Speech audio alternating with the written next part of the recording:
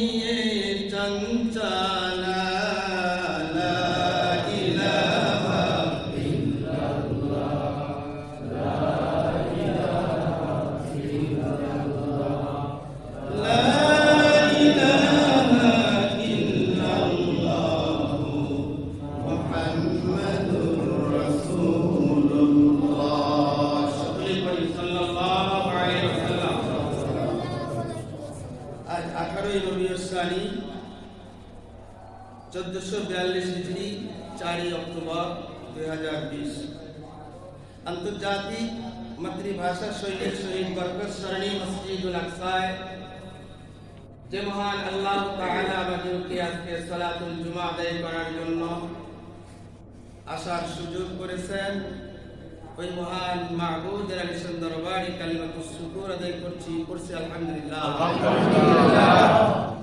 অতঃপর সাইয়্যিদুল আম্বিয়া বিশ্বনবী আমাদের নেতা নবী মুহাম্মদুর রাসূলুল্লাহ সাল্লাল্লাহু আলাইহি ওয়াসাল্লামের প্রতি অসংখ্য দরুদ ও সালাম সকলেই পড়ি। বালাগাল উলা বিকামালিহি কাশফাত দুজা বিজামালিহি আসলাত জামিউ খিসালিহি সাল্লু আলাইহি ওয়া আলিহি।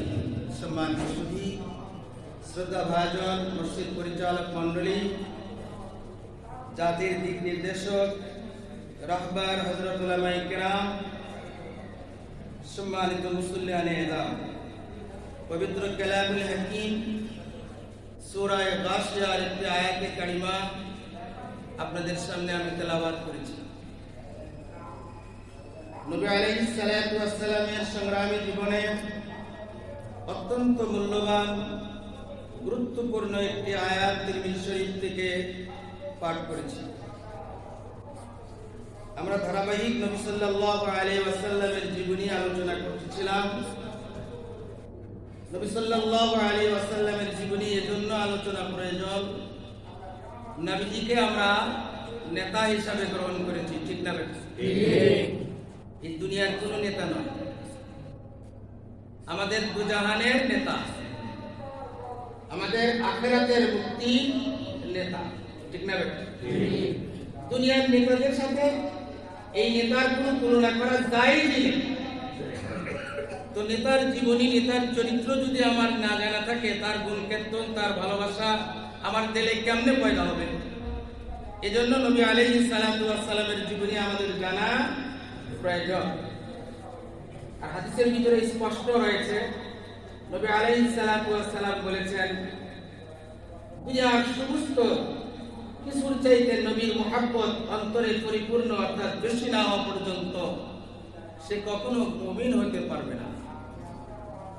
হযরত ওমর রাদিয়াল্লাহু তাআলা নবী সাল্লাল্লাহু আলাইহি ওয়াসাল্লামকে বললেন, ইয়া রাসূলুল্লাহ, ইয়া হাবিবাল্লাহ, আমার ছেলে সন্তান, অর্থকড়ি, পিতামাতা, আত্মীয় স্বজন সবার চাইতে আপনাকে বেশি ভালোবাসি, কিন্তু আমার এই দিলের চাইতে, আমার এই জানের চাইতে আপনাকে বেশি মহব্বত করতে পারি না। নবী আমার ফরমান, লা ইউমিনু আহাদুকুম হাত্তা আকুনা আহাব্বা ইলাইহি মিন ওয়ালিদিহি ওয়া ওয়ালাদিহি ওয়ান নাসি আজমাইন।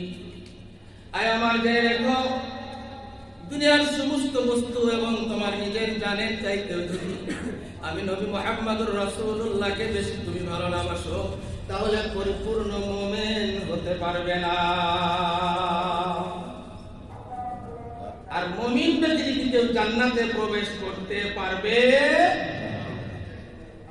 আমাদের মুমিনী অবস্থা, মুমিনিয়াত হালাত প্রয়োজন আছে না নাই?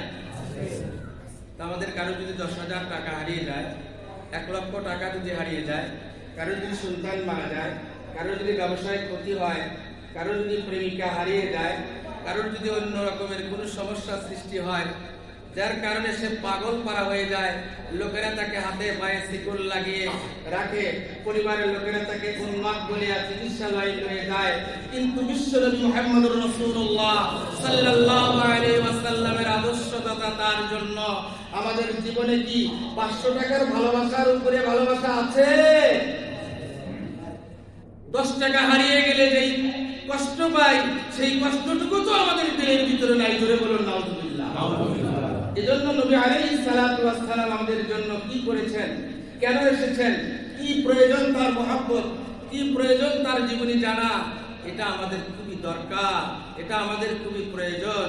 আল্লাহ পাক ফরমান, লাকাদ কানা লাকুম ফি রাসূলিল্লাহি উসওয়াতুন হাসানাহ। চিৎকার দিয়ে বলেন সুবহানাল্লাহ। সুবহানাল্লাহ। আল্লাহ স্বয়ং বলে দিচ্ছেন যে নবীর চরিত্রের ভিতরে উত্তম চরিত্র রয়েছে। চরিত্রবিহীন মানুষের কোনো মূল্য চরিত্রহীন মানুষ আর জীব জানোয়ারের ভিতরে কোনো পার্থক্য আর জোরে বলেন চরিত্রবিহীন কোনোদিন মানুষ হতে পারে না, মনুষ্যত্ব অর্জন করতে পারে না। এজন্য চরিত্রের মূল্য হলো সবচাইতে বেশি। হাদিসে এসেছে চরিত্রবান লোকের একটা সিজদা চরিত্রহীন লোকের হাজার নয় লক্ষ সিজদার চাইতে একটি সিজদার মূল্য হলো অনেক অনেক বেশি। জোরে বলুন সুবহানাল্লাহ। কথাটা কি বুঝতে পেরেছি? চরিত্রবান একটা লোকের একটা সিজদা চরিত্রহীন 1000 নয় লক্ষ সিজদা করার চাইতে চরিত্রবান লোকের একটা সিজদার দাম হলো বেশি। চরিত্র কাকে বলে? আমরা তো সমাজে যারা নারীকে ধর্ষণ করে, ধর্ষিতা হয়, এদেরকে সাধারণত চরিত্রহীন চরিত্রহীনা বলে জান, ঠিক না?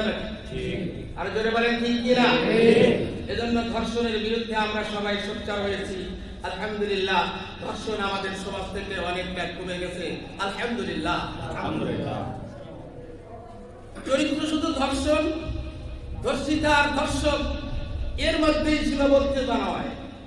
চরিত্র হলো একজন মানুষের দৈনন্দিন দিনের প্রতিটি মুহূর্ত, প্রতিটি সময় সব কিছু মিলে যদি ইসলামের বহির্ভূত হয়, শরীয়তের বহির্ভূত হয়, আল্লাহ রাসূলের বহির্ভূত হয়, তাহলে সেই লোকটা চরিত্রহীন হয়। জোরে বলুন নাউযুবিল্লাহ। চরিত্রের ব্যাখ্যা এক কথায় বোঝার চেষ্টা করি। চরিত্রের ব্যাখ্যা এক কথায় আমরা বোঝার চেষ্টা করি। চরিত্র ওকে বলা হয় ইসলামের, শরীয়তের, আল্লাহ রাসূল এর তরিকার বিরুদ্ধে, এর তরিকার বিপরীতে যত কাজ আছে সেই কাজ আমরা যদি করি, সেই কাজে যদি আমরা জড়িত হই, সেই কাজ যদি আমরা সমর্থন করি, সেই কাজে যদি আমরা মৌন সমর্থন দেই, সেই কাজের প্রতি যদি আমরা চুপ থাকি, তাহলে আমরা সব কিছু মিলেই চরিত্রহীনের মধ্যে পড়ে যাব। জোরে বলুন নাউযুবিল্লাহ। নবীজির চরিত্রের ভিতরে সবচেয়ে বড় গুণ ছিল মানুষকে ক্ষমা করে দেওয়া। সুবহানাল্লাহ বলুন। সুবহানাল্লাহ। কথা বুঝতে পারছেন না? চরিত্রে নবীজির সবচেয়ে বড় গুণ ছিল মানুষকে ক্ষমা করে দেওয়া। সুবহানাল্লাহ। আল্লাহ পাক নিজেও তো তার বান্দাকে ক্ষমা করে দিবে, তার বান্দিকে ক্ষমা করে দিবে। আল্লাহ যদি আমাদেরকে ক্ষমা না করে দেয় আর কোন পথ আছে? না। উপায় আছে? না। এজন্য আল্লাহ আমাদের জন্য তওবার দরজা খুলে রেখেছে। আলহামদুলিল্লাহ। আলহামদুলিল্লাহ। এজন্য আল্লাহ আমাদেরকে তওবার দরজা খুলে দিয়েছে, জানিয়ে দিয়েছে ইয়া আইয়ুহাল্লাযীনা আমানু তুবু ইলাল্লাহি তাওবাতান নাসুহা। হে ঈমানদাররা, ঈমান আনার পরে তোমাদের যদি কখনো পদস্খলন হয়, ভুল ত্রুটি হয়ে যায়, এটার থেকে সংশোধনের জন্য আমি আল্লাহ পথ রেখে দিলাম, তোমরা তাওবা করো। সুবহানাল্লাহ। আর জোরে বলো সুবহানাল্লাহ। কত বড় সুসংবাদ, কত বড় দামি খবর। যদি আল্লাহ এই পথ আমাদের জন্য না রাখতেন তাহলে আমাদের কোনো উপায় ছিল না। ক্ষমার দরজা, তওবার দরজা, তওবা শব্দ যদি, ক্ষমার শব্দ যদি, মাপের শব্দ যদি আমার আল্লাহ আমার প্রতি দয়া না করে রাখতেন, দয়া যদি না করতেন, এই শব্দ যদি ব্যবহার না করতেন, তাহলে আমাদের বাঁচার কোনো পথ ছিল না। তাহলে আমরা নামাজ পড়তাম কিসের জন্য? নামাজ পড়তে এসেছি জীবনের ভুল ত্রুটি ক্ষমা পাওয়ার জন্য, ঠিক না বেটি? বিভিন্ন ইসলামী অনুষ্ঠান, ইসলামী আকায়েদ, ইসলামী কায়েদ, ইসলামী জীবন যাপন করে থাকি। মূল টার্গেট হলো, উদ্দেশ্য হলো ক্ষমা হয়ে যেন আল্লাহর সান্নিধ্য, আল্লাহকে পাই, আল্লাহর ভালোবাসা পাই। এটি হলো আমাদের বড় কামনা, ঠিক না বেটি? ঠিক। সম্মানিত মুসলিম কিরাম, নবী সাল্লাল্লাহু আলাইহি ওয়াসাল্লামের জীবনী আমাদের ভিতরে এত প্রয়োজন। রাসূলের জীবনের সবচেয়ে বড় গুণ হলো মানুষকে ক্ষমা করে দেওয়া। আমাদের ভিতরে সেই ক্ষমার গুণ আছে কিনা দেখতে হবে, আমাকে নিজে চিন্তা ভাবনা করে দেখতে হবে। স্যাক্রিফাইস, ক্ষমা, আমার ভিতরে কতটুকু রয়েছে। নামাজ আমাকে পড়তে হবে, নামাজ আমি পড়ছি। এমন কিছু লোক আছে, এমন কিছু সমাজের ব্যক্তি বর্গ আছে, তারা বহু অবৈধ কামাই করে, অবৈধ পথে চলে, কিন্তু মসজিদে নফল বেশি পড়ে। আছে না? তোরা আওয়াজ দেন। আছে না? নাই? অবৈধ কামাই, অথচ মসজিদের কোণে বসে বেশি নফল আদায় হয়। নফল আদায় করতে হবে, নফল পড়তে হবে। বেশি থেকে বেশি নফল আদায় করার হাদিসে তাকিদ এসেছে, অনুমতি এসেছে, কিন্তু হারাম দিয়ে নয়। হারামকে পরিত্যাগ করে, হারামকে ছেড়ে দিয়ে, অন্যায়কে ছেড়ে দিয়ে, মিথ্যাকে ছেড়ে দিয়ে তারপরে তোমার নফলের দাম হবে বেশি। আর যদি হারাম মিশ্রিত হয়ে যায়, অন্যায় মিশ্রিত হয়ে যায়, অবৈধতা মিশ্রিত হয়ে যায়, নাহক যদি মিশ্রিত হয়ে যায়, তাহলে তোমার এই নফলের কোনো দাম থাকবে না। আর যারা বলেন থাকবে না। আজকে বিশ্বের দিকে তাকালে আমরা দেখি বিশ্ব সভ্যতা আজকে অসভ্যে পরিণত হয়ে চলেছে। বিশ্বের আজকে সভ্যতা অসভ্যতে পরিণত হতে চলেছে। যুব সমাজ হলো সমাজের সবচেয়ে মূল্যবান সম্পদ। যুব সমাজ হলো সমাজের সবচেয়ে মূল্যবান সম্পদ। আজকে আমাদের যুব সমাজরা পথ হারা পথে চলেছে, ঠিক না বেঠিক? আজকে আমাদের যুব সমাজরা যে অবস্থায় জীবন যাপন করছে, প্রত্যেকটি যুবক পিতা মাতা, প্রত্যেক যুবক যুবতীর পিতা মাতা, তারা সবাই ব্যথিত হৃদয়ের মধ্যে রয়েছে যে না জানি কোন সময় কোন দুঃসংবাদ আমার সন্তানের নামে, আমার কর্ণের ভিতরে, আমার কর্ণকুহরের ভিতরে আওয়াজ এসে যায়। ধরে বলেন ঠিক কিনা? এই চিন্তা, এই ভাবনা নিয়ে আজকে পিতামাতারা দিন আশঙ্কিত অবস্থায় রয়েছে। বিশ্বনবী মুহাম্মদ রাসূলুল্লাহ সাল্লাল্লাহু আলাইহি ওয়াসাল্লাম এই যুব সমাজকে সংশোধন করার জন্য, যুব সমাজকে তাদের সঠিক জীবন পাওয়ার জন্য, এই যুব সমাজ দ্বারা সমাজের উন্নয়নের জন্য, এই যুব সমাজ দ্বারা সমাজকে পরিবর্তন করার জন্য, এই যুব সমাজকে দিয়ে মানুষের উন্নতি করার জন্য, মানুষের সৎপথ দেখানোর জন্য যে চেষ্টা করেছিলেন, যে ব্যবস্থা নিয়েছিলেন, আজকে বিশ্ব যদি সেই পথ আমরা অনুসরণ করি, তাহলে বিশ্বের সকল অশান্তি এক এক করে দূর হয়ে যাবে। কিন্তু আমরা বিশ্বনবীর চরিত্রকে বাদ দিয়ে যারা আজকে পরিতাপের সঙ্গে একটি কথা আমাদের বলতে হয়, যারা আজকে বিশ্বনবীর পথ আমাদেরকে দেখাবে, যারা আজকে বিশ্বনবীর জীবনী আমাদেরকে শোনাবে, যারা আজকে বিশ্বনবীর আদর্শ আমাদের কাছে তুলে ধরবে, যারা আজকে বিশ্বনবীর জীবন চরিত্র মানুষের কাছে বয়ান করবে, সেই ধর্মীয় নেতাদেরকে, আলেম ওলামাদেরকে আজকে ধর্ম ব্যবসায়ী বলে আখ্যায়িত করা হচ্ছে। ধরে বলেন ঠিক কিনা?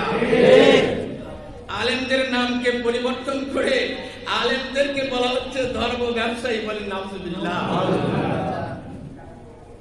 আলেমরা যদি ধর্ম ব্যবসায়ী হয়, কোটিগত মানুষের যদি এই কথা হয়ে থাকে যে আলেমরা হলো ধর্ম ব্যবসায়ী, তোমরা তাহলে কিসের ব্যবসায়ী? আমরা এই সমাজে দেখেছি কোন আলেম কোন ডাক্তারের প্রেসক্রিপশনে ভুল ধরেনি। ধরেছে কি? আপনারা বলতে পারেন? আপনারা বলতে পারেন? আরো জোরে বলতে হয়, বলতে পারেন? কোন আলেম ইঞ্জিনিয়ারের ড্রয়িং এর ভিতরে ভুল ধরেছে যে এখানে এই কয়টা রড না দিয়ে এই কয়টা রড দিচ্ছেন কেন, এত সিমেন্ট এখানে এত লিখছেন কেন, এত এইলা এই সমস্ত জানালা এটা এরকম কেন, দরজার এটা এরকম কেন, বেলকনিটা এরকম কেন?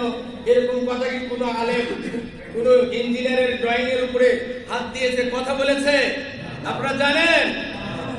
কিন্তু গুটি কতক লোক আজকে আলেমদের প্রেসক্রিপশনে আলেমদের কথাকে তারা ভুল বলতেছে, আলেমদের কথাকে তারা মেনে নিতে পারছে না।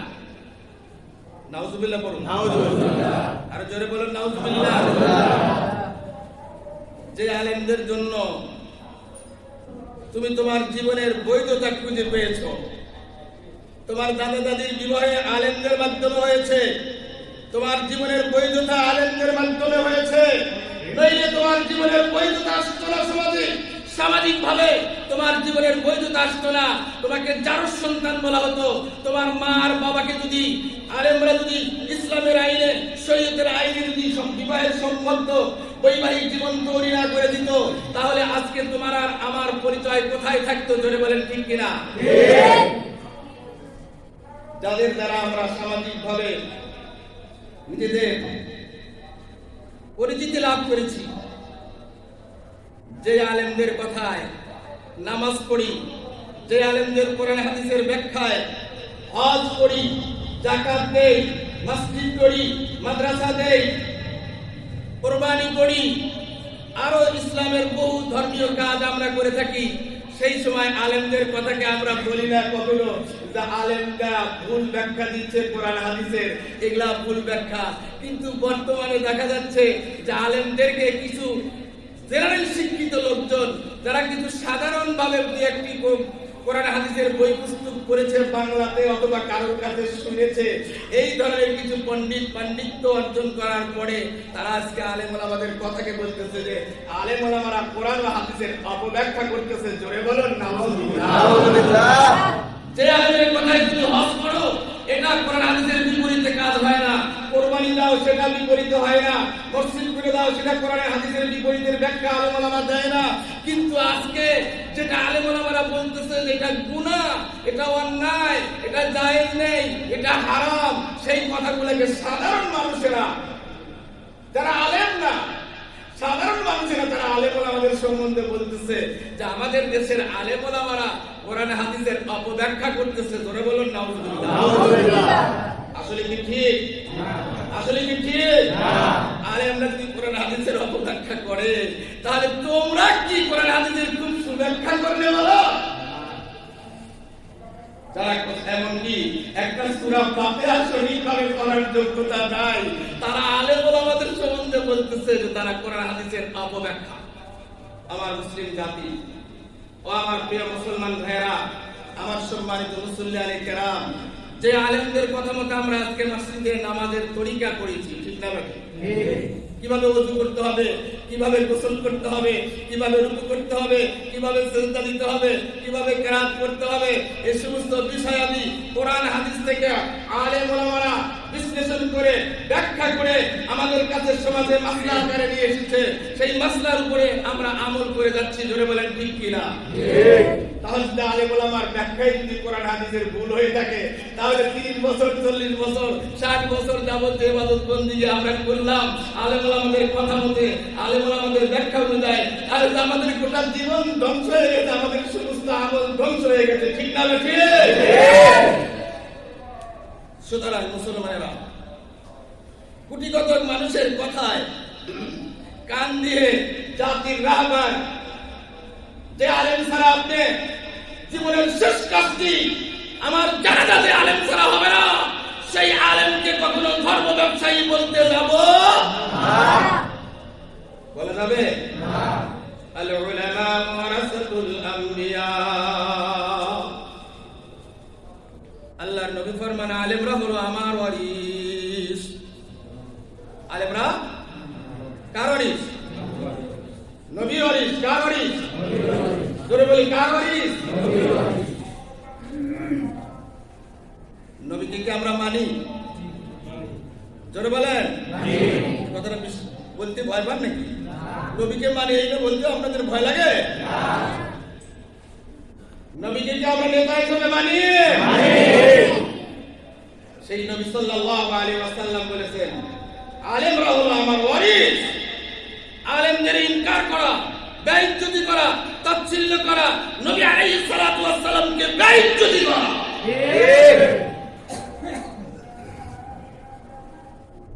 যে আলেমরা আজকে আমাদের সমাজে সমস্ত বিষয়ে কথা বলে, কোনো ভুল বলে না, তাদের কথা মতে আমরা আমাদের জীবনের সমস্ত কাজ করে আসছি, আমল করে আসতেছি। আর যদি আলেম ওলামাদের কোরআন হাদিসের ব্যাখ্যায় যদি ভুল হয়ে থাকে, তাহলে তো আমাদের বিগত জীবনের সমস্ত আমল ধ্বংস হয়ে গেছে। ঠিক কথাটি বুঝাতে পারলাম? আল্লাহ আমাদের তৌফিক দিন। আমিন। আল্লাহ আমাদের সঠিক কথা বোঝার তৌফিক করুন। আমিন। আল্লাহ আমাদের কোরআন হাদিসের সঠিক জ্ঞান অর্জন করার তৌফিক করুন। আমিন। সম্মানিত মুসল্লিয়ানে কেরাম, আল্লাহ পাক নবী সাল্লাল্লাহু আলাইহি ওয়াসাল্লামকে সান্ত্বনা স্বরূপ যে আয়াতে কারিমা তেলাওয়াত করেছিলেন, শুনিয়েছিলেন, সেই আয়াতে কারিমা আমি আপনাদের সামনে তেলাওয়াত করেছি, শুনিয়েছি। নবী সাল্লাল্লাহু আলাইহি ওয়াসাল্লাম সমাজের লোকেরা যখন বিভিন্ন দিক থেকে খারাপে লিপ্ত হয়ে গেছে, তাদেরকে কোনো অবস্থাতেই ফিরানো যাচ্ছিল না, তাই ব্যথা ব্যথিত হৃদয় ছিল তার। এ সময় আল্লাহ পাক নবীকে সান্ত্বনা দিয়ে বললেন, ফাযাক্কির ইন্নামা আনতা মুযাক্কির লাস্তা আলাইহিম বিমুসাইতির ইল্লা মান তাওয়াল্লা ওয়া কাফার ফায়ুআযিবুহুল্লাহুল আযাবাল আকবার ইন্না ইলাইনা ইয়াবাহুম সুম্মা ইন্না আলাইনা হিসাবাহুম। সূরা গাশিয়া 30 পারা। যারা বাংলা পড়াশোনা জানেন, বাংলাতে যারা কোরআন হাদিসের কিছু জ্ঞান অর্জন করেছেন, তারা বের করে দেখেন, তাফসীর বের করেন, তাফসীর মারিফুল কোরআন বের করেন, তাফসীর আনোয়ারুল কোরআন বের করেন, এবং আরো যত তাফসীর আছে এই সমস্ত তাফসীরগুলো বের করে দেখেন আল্লাহ পাক এখানে কি ঘোষণা দিচ্ছেন। যারা বাংলা জানে, আরবি জানি, বাংলা আর আরবি আমরা সাধারণত জানি কখনো এক হয় না, ঠিক না বেটি? কথা বোঝেন না? বাংলা আর আরবিতে আমরা যারা কোরআন শরীফ পড়তে চাই, বাংলাতে আরবি কোরআন শরীফ যারা পড়তে চায়, হাদিস পড়তে চায়, তারা নিশ্চয়ই সঠিক ব্যাখ্যা তারা পায় না, সঠিক উচ্চারণ হয় না, সঠিক জিনিস জানতে আমরা পারি না। এই জন্য কোরআনের ব্যাখ্যা জানার জন্য এলেম অর্জন করতে হবে। কোরআনের ব্যাখ্যা সঠিক কিনা সেটা জানার জন্য নিজেকেও এলেম অর্জন করতে হবে। শুধু গুটিগত বই পুস্তক পড়েই কোরআন হাদিসের ব্যাখ্যা জেনে শেষ করেছি এমনটি বলা যাবে না। আল্লাহ বলতেছেন নবী সাল্লাল্লাহু আলাইহি ওয়াসাল্লামকে, ফাযাক্কির ইন নাফা'আতিয যিকরা। হে নবী, আপনি শুধু জাতির কাছে এই ঘোষণাগুলো প্রকাশ করে দেন, আপনি মানুষের কাছে এই কথাগুলো ওয়াজ করে দেন, প্রকাশ করে দেন যে এটা হারাম, এটা হালাল, এটা জায়েজ, এটা নাজায়েজ, এটা ন্যায়, এটা অন্যায়, এটা হক, এটা বাতিল, এটা নাপাক, এটা পাক। এই সমস্ত কথাগুলো খালি আপনি জাতির কাছে প্রকাশ করে দিবেন। জাতি এটা যদি গ্রহণ না করে তাহলে তার শাস্তি, তার ব্যবস্থা আমি আল্লাহই করে দেব। আপনার ভুল, এই দায়িত্বভার দেয়নি যা আপনার দারোগা শুরু, দারোগারা যেরকম পুলিশ প্রশাসন সহ আমাদের প্রশাসনিক যে ব্যবস্থা আছে, এরা কি শুধু মুখ দিয়ে ওয়াজ করে নাকি হাতে কিছু রাখে? কোনটা? হাতে রাখে, প্রয়োগ করে, আবার অনেক সময় অবৈধ ভাবেও কিছু করে ফেলে। এটা মানুষ তো, হয়তো আইন মতো সঠিক করা সম্ভব হয় না, বিধায় একটু অবৈধ অনেক সময় হয়তো করে ফেলে বা হয়ে যায়, এটাই স্বাভাবিক। আল্লাহ তাই নবীকে বলতেছেন, আপনাকে দারোগা শুরু আমি পাঠাইনি, আপনি আমার পক্ষ থেকে এই বিধিবিধানগুলা জাতির কাছে পৌঁছে দেবেন, যে কোনটা জায়েজ, কোনটা না জায়েজ, কোনটা হালাল, কোনটা হারাম, কোনটা বৈধ, কোনটা অবৈধ। লাস্তা আলাইহিম বিমুসাইতির। আপনাকে আমি এই দায়িত্বভার দেইনি যে দারোগার মতো আপনি অর্ডার দিয়ে আবার সেই অর্ডার বাস্তবায়ন করবেন, পাশার উপর দিয়ে দিয়ে বন্দি করে এটা করবেন। এখানে আমি আপনাকে এই কথা বলছি না, এখানে আমি আপনাকে এতটুকু বলতেছি যে আপনি শুধু আমার পক্ষের এই মেসেজগুলা জাতির কাছে উন্মুক্ত করে দেন, প্রকাশ করে দেন, যেটা জায়েজ নাই, এটা হারাম, এটা হালাল, এটা অবৈধ, এটা বৈধ, এটা অন্যায়, এটা ন্যায়, এই বিষয়গুলো খালি আপনি বলে দেন।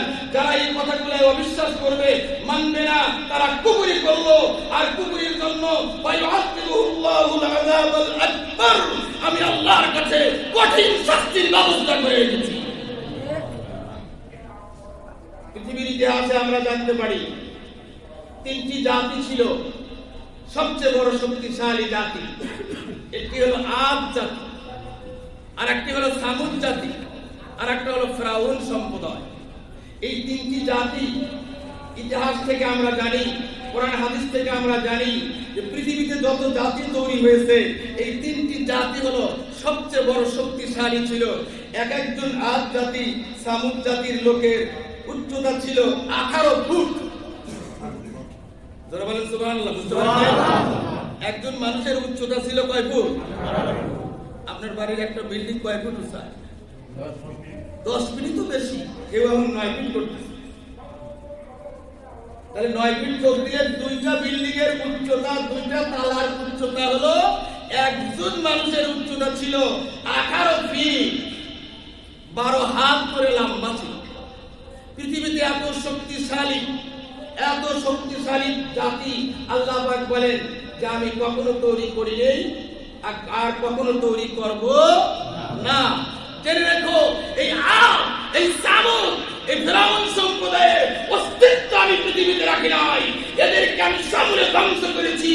এদের মতো তোমরা শক্তিশালী হও নাই, এদের চাইতে তোমরা বুদ্ধিজীবী হও নাই, এদের চাইতে তোমরা দীর্ঘ হায়াতের অধিকারী হও নাই। তোমরা আল্লাহর আইনকে, কোরআন হাদিসের কথাকে যদি অপব্যাখ্যা মনে করো, জেনে রেখো আর সামুদ ফিরাউন সম্প্রদায়ের মতো হতে তোমাদের বেশি দেরি লাগবে না। আল্লাহ আমাদেরকে সতর্ক করে দিচ্ছে, আল্লাহ আমাদেরকে মেসেজ দিচ্ছেন। মাঝে মধ্যে আমাদের কাছে কিছু কিছু ব্যবস্থা আল্লাহ পাঠায়। দেখেন না, ডেঙ্গু মশা একসময় ছিল কিনা? ছিল। নমরুদ নামে যে শক্তিধর খোদাদ্রোহী ছিল, যার নাম আমরা শুনেছি, সেই নমরুদ নিজেকে খোদা বলে দাবি করেছিল। সেই খোদা নমরুদ নামক খোদাকে আল্লাহ পাক নিঃশেষ করেছেন, নির্মূল করেছেন সামান্য একটি মশা দ্বারা। চিৎকার দিয়ে বলুন সুবহানাল্লাহ। অবশেষে এক ন্যাংরা মশা নমরুদের মাথায় বাসা। নমরুদ নিজেকে খোদা বলে দাবি করেছিল। আল্লাহ বলে, নমরুদ, তোর খোদাইকে আমি আমার সামান্য সৃষ্টি মশা, যেই মশার উপরে একটা আঙ্গুলের চাপ দিলে সহ্য করতে পারে না, এমন শক্তিধর, এমন ক্ষমতাবান একটা মশা, ঠিক না? মশার উপরে আপনি একটা আঙ্গুলের চাপ দেন, বাসে? সেই মশা দিয়ে আল্লাহ পাক নমরুদকে বুঝাই দিল, ওই নমরুদ, তুই নিজের খোদা বলে দাবি করেছিস, আমার সামান্য সৃষ্টি একটা মশা, তাও ন্যাংরা, অর্থাৎ পঙ্গু, একটা ইড়ি নাই, একটা ঠ্যাং নাই, ঠ্যাংবিহীন একটা মশা। সব মশারা নমরুদের সৈনিকদের বিরুদ্ধে সংগ্রাম করলো। এই ন্যাংরা মশাটাই, আল্লাহ আমার কিছু ক্ষমতা দাও, আমার কিছু দায়িত্ব দাও, এত বড় ভালো কাজের কিছু অংশগ্রহণ আমি করি, এত বড় কাজে আমাকে কিছু সুযোগ দাও। আল্লাহ কয়, তোমার আবেদন আমি কবুল করলাম, তোমার দরখাস্ত আমি কবুল করলাম। মেইন জায়গায় তুমি আঘাত করো, মেইন সুইচে তুমি আঘাত করো। ওরা তো নমরুদের সৈনিকদের উপর আঘাত করেছে, আর তুমি স্বয়ং নমরুদের উপর আঘাত করো। ন্যাংরা মশা নমরুদের নাকের ছিদ্র দিয়ে ভিতরে ঢুকে গেল, যা মস্তকে বাসা হয়। মস্তকে ব্রেন যদি সমস্যা হয়, সে মানুষটার কোনো দাম আছে?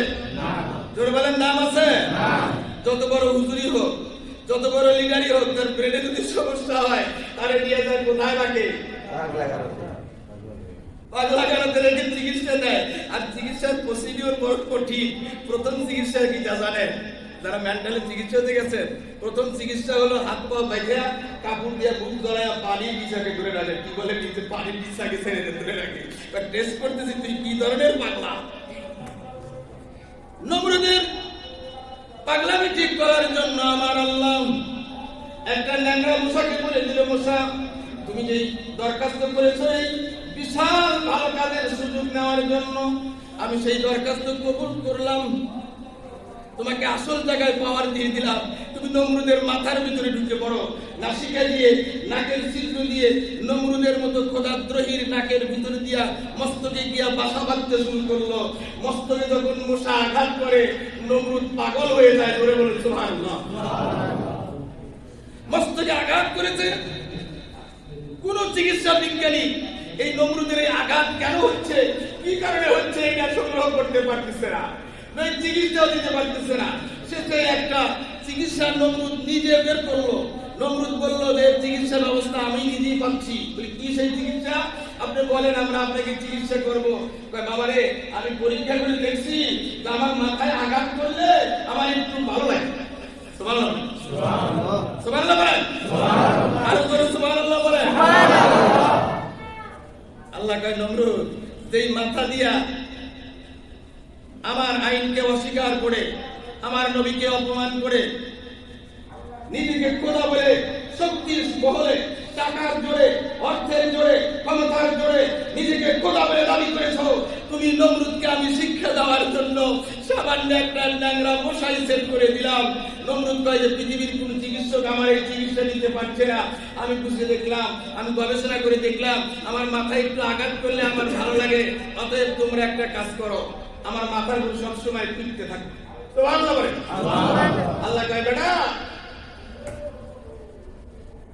সেই মাথা দিয়ে আমাকে অস্বীকার করেছি, সেই মাথাতে সর্বপ্রথম দুনিয়াকে আযাব দিতে শুরু করলাম, সেই মাথার উপরে পিটানি দেওয়া শুরু করলাম। ধীরে ধীরে পিটায়। নমরুদের প্রথম একটু সাধারণ ভাবে ট্যাবলেট টুবলেট খেলে অসুখ অনেক সময় কমে যায়, কিন্তু অসুখ যখন তীব্রতা ধারণ করে তখন কি সাধারণ প্যারাসিটামল আর অন্য সাধারণ ওষুধে কোনো কাজ করে? এরপর আরো বড় ধরনের চিকিৎসা দিতে হয়। নমরুদের যেই দাস, যেই চাকর সবসময় আস্তে আস্তে পিটায়, ভয়ে ভয়ে পিটায়, যে খোদার মাথায় পিটতেছি, আস্তে আস্তে পিটি। নমরুদ ভাই দৌড়া, তোরে আস্তে পিটানি দিয়ে আমার কোনো লাভ হয় না, জোরে পিটা। সুবহানাল্লাহ বলুন, সুবহানাল্লাহ, আবার সুবহানাল্লাহ বলুন, সুবহানাল্লাহ। এর ক্ষমতা কার? আল্লাহ। কার? আল্লাহ। সে আল্লাহ আছে? আছে। বিশ্বাস করি মুখে, অন্তরে। তাহলে সেই আল্লাহর কথাগুলোকে বোঝার জন্য, মানার জন্য আমরা তৈরি আছি। আলেম ওলামাই তো সেই কোরআন হাদিসের কথা বলে, ঠিক না বেটি? তাহলে আলেম ওলামাদেরকে যারা ধর্ম ব্যবসায়ী বলছেন, কোটি কতক লোক, আমরা বলতে চাই তোমরা কিসের ব্যবসায়ী? আলেম ওলামারা ধর্মের ব্যবসায়ী বলে আখ্যায়িত করছো, তোমরা কিসের ব্যবসায়ী? নাউজুবিল্লাহ বলেন, নাউজুবিল্লাহ। আলেম ওলামা ছাড়া আমার জীবনের বৈধতা সমাজে আসে না। যদি আমার দাদা দাদির বিবাহে আলেম ওলামাদের আইনে না হতো, বাবা মাকে যদি আলেম ওলামাদের আইনে বিবাহ না দেওয়া হতো, তাহলে আমার বৈধতা কি সমাজে থাকতো? আল্লাহ কয় নমরুদা, তোর আস্তে পেটুলে তো ভালো হবে না, তোকে আমি দুনিয়ার বুকের থেকেই সাদা পৃথিবীর ইতিহাস করে দেব, ইতিহাস করে রেখে দেব। সমস্ত খোদান্তরীরা এখান থেকে শিক্ষা গ্রহণ করবে। যেই ব্রেন দিয়া, যেই জ্ঞানীরা, বুদ্ধিজীবীরা নিজেকে আল্লাহকে অস্বীকার করে, নিজেকে খোদা বলে দাবি করে, তাদের মৃত্যু হয় চাকরের হাতে জুতার পেটনে। নমরুদ সিদ্ধান্ত নিল, আস্তে আর মারিস না বাবা, আস্তে মেরে আমার কোনো উপকার হচ্ছে না, উপকার হচ্ছে না, তুই একটু তোর গতিটা বাড়াইয়া দে, গতিটা একটু বাড়াইয়া দে, আরো একটু জোরে মারতে থাক। একটা লোক পিটতে পিটতে তার তো একটা ক্লান্তি আসে না? কি রে, এ তো মহাবিপদে পড়ে গেছি, পিটতে পিটতে আর জানেও তো কুলাই না, বেতন পালি কি হবে? এক কাজ কয়দিন করা যায়, রাগ সহ্য না করতে পারে, সে ফস করে নিজের পায়ের থেকে শক্ত একটা স্যান্ডেল খুলে ওই আর আস্তে আস্তে পিঠা গুলো লাভ নাই। এই যে মোটা স্যান্ডেল, কিছু মোটা স্যান্ডেল আছে না, এই যে হাই হিল জাতীয় কিছু স্যান্ডেল আছে না, ওই রকম মোটা কাটালা একটা স্যান্ডেল দিয়া নমরুদের মাথায় এবার রাগের বটবটে এমন জোরে একটা মেরে দিয়েছে, সঙ্গে সঙ্গে নমরুদের মাথাটা ফেটে দুই ভাগ হয়েছে, আর ফুরুত করে মশাটা উড়ে বের হয়েছে। আল্লাহ বলে, ও খোদান্তরীরা, নমরুদকে আমি এভাবে পৃথিবীর মুখ থেকে শেষ করে দিয়েছি। নমরুদের চাইতে বেশি হায়াত, বেশি শক্তি, বেশি অর্থ, বেশি বুদ্ধি তোমাদের হয় না। হয়েছে কি? তাহলে আল্লাহ বলতেছেন, নবী আপনি শুধু মানুষের কাছে পৌঁছে দেন, আপনি শুধু বলে দেন, আপনি ঘোষণা দিয়ে দেন, আপনাকে তারকা হিসেবে পাঠাই নাই। সুতরাং আলেমরা হলো নবীদের ওয়ারিস। আলেমরা কার ওয়ারিস? জোরে বলেন, কার ওয়ারিস?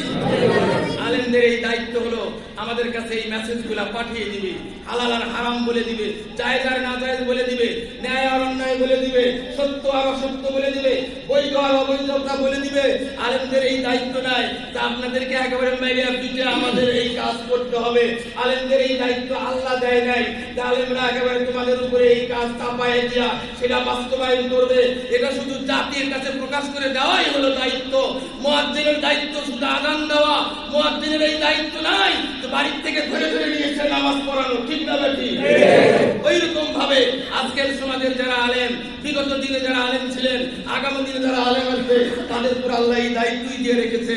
তোমরা খালি জাতিকে জানিয়ে দিবে যেটা অন্যায়, এটা বৈধ, মানুক আর না মানুক এ বিষয়ে আলেমদের মাথা নিয়ে ব্যথা আর নাই। আল্লাহ আমাদেরকে বোঝার তৌফিক দান করুন। নবী সাল্লাল্লাহু আলাইহি ওয়াসাল্লামের জীবনীতে নবী সাল্লাল্লাহু আলাইহি ওয়াসাল্লাম মক্কা ঘরে বিজয় হয়ে দেখলো মক্কা ঘরের ভিতরে 360টি দেবতা রয়েছে। আলহামদুলিল্লাহ। আর জোরে বলেন আলহামদুলিল্লাহ। সব মানুষই বুদ্ধিজীবী কি হয় না? বুদ্ধি আবার দুই ধরনের। এক ধরনের বুদ্ধি দিয়ে খালি শুধু ক্ষতি হয়, আর এক ধরনের বুদ্ধি দিয়ে জাতির উন্নতি হয়। সব বুদ্ধিজীবীর সমান বুদ্ধি হয় না, সকলকে বুদ্ধিজীবী বলা যায় না, আর সকলকে বুদ্ধিজীবী হিসাবে ঘোষণাও করা ঠিক না। আল্লাহ আমাদেরকে বোঝার তৌফিক দান করুন। আমিন। নবী সাল্লাল্লাহু আলাইহি ওয়াসাল্লাম মক্কার জীবনে মক্কা ফতে করে দেখলেন বাইতুল্লাহর ভিতরে বিভিন্ন গোত্রের নেতাদেরকে তৈরি করে রেখেছে মূর্তি আগে। আমরা আবার মনে করবেন না প্রচলিত মূর্তি নিয়ে কথা বলছি, মক্কার ঘরের ভিতরে মূর্তির কথা বলছি, ঠিক না বেঠিক? প্রচলিত মূর্তি আর ভাস্কর্য সেটা আপনাদের ব্যাপার। আলেম ওলামাদের দায়িত্ব আলেম ওলামারা বলে শেষ করে দিয়েছে, ঠিক নাকি? তার এই বিষয়ে কথা কামাতে যাবে না, আপনারা যা খুশি করেন না। কিন্তু মক্কার ঘরের ভিতরে যে মূর্তি ছিল সেই মূর্তির ইতিহাস কোরআন ও হাদিসে এসেছে, সেই বিষয়ে কথা বলছি। যে নবী সাল্লাল্লাহু আলাইহি ওয়াসাল্লাম মক্কা বিজয় করে মূর্তি দিয়ে ভর্তি মক্কা ঘরকে দেখলেন। দেখার পরে দরজা খুলে তার হাতের পবিত্র লাঠি দিয়ে শুধু বলেছেন ওয়াকুল জাআল হাক্কু ওয়া যাহাকাল বাতিল ইন্নাল বাতিলা কানা যাহুকা। নবী সাল্লাল্লাহু আলাইহি সাল্লামের পবিত্র লাঠি মুবারক দিয়ে শুধু ইশারা করেছে ওয়াকুল জাআল হাক্কু ওয়া যাহাকাল বাতিল ইন্নাল বাতিলা কানা যাহুকা। সত্য আগত, মিথ্যা দূরীভূত, আলো এসে গেছে, অন্ধকার দূর হয়ে যা বলার সঙ্গে সঙ্গে সমস্ত মূর্তিগুলা আপনা আপনি মাটিতে লুটিয়ে পড়েছে। আমরা সেই কথাটাই বলে শেষ করতে চাই। এ দায়িত্ব আল্লাহ, এ বিষয়ে আমার আল্লাহ যথেষ্ট। আমরা শুধু জাতির কাছে বলে দিলাম যেটা অন্যায়, এটা সত্য না, এটা মিথ্যা। জাতি সেটা বিচার করবে, জাতি সেটা দেখবে। আল্লাহ যেন আমাদের সঠিক কথাগুলো বোঝার তৌফিক দান করেন। সবচেয়ে পরিতাপ হলো যে আমরা মুসলমান ঠিকই, কিন্তু মুসলমানিত্ব অর্জন করতে পারি না। আজকে মূর্তি আর ভাস্কর্য এ বিষয়ে আমরা কেমনে পার্থক্য করব? আমাদের নিজের বাড়ির ভিতরেই তো ঘরের ভিতরে শোকেসের ভিতরে শত শত মূর্তি রয়ে গেছে, ঠিক না বেটে?